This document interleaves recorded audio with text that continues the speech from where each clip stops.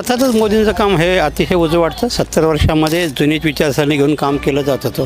तर मोदींच्या काळामध्ये बदलता सर्व डोळ्यापुढं ठेवून नवीन येणारी जी तरुण पिढी आहे त्याच्यामध्ये कॉम्प्युटर असेल, डिजिटल इंडिया असेल, हे सगळे विषय घेऊन मोदींनी वाटचाल केली आणि त्यामुळे त्याची शेवटच्या घटकापर्यंत निश्चितपणे पोचलेली आहे. नाही तर 70 वर्षामध्ये भारताचं नाव, हिंदुस्थानचं नाव अन्य देशामध्ये कधी झालं नव्हतं.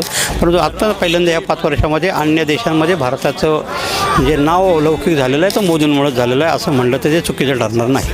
देशातला आपला हा शेतीप्रधान देश असल्यामुळं प्रत्येक खेड्यामधल्या शेवटच्या घटकापर्यंत, शेवटच्या शेतकऱ्यापर्यंत, मजुरापर्यंत योजना कशा जातील म्हणून त्यांनी पाहणं जो निधी दिला तो प्रत्येक शेतकऱ्याच्या किंवा ह्याच्या खात्यामध्ये दिला. तो डायरेक्ट कुठल्याही मामलेदार, तहसीलदार यांच्यामार्फत न देता डायरेक्ट खातेदाराच्या खात्यामध्ये जमा केला आणि त्यामुळं तो शेवटपर्यंत निश्चितपणे केला असं म्हणलं तर ते चुकीचं ठरणार नाही.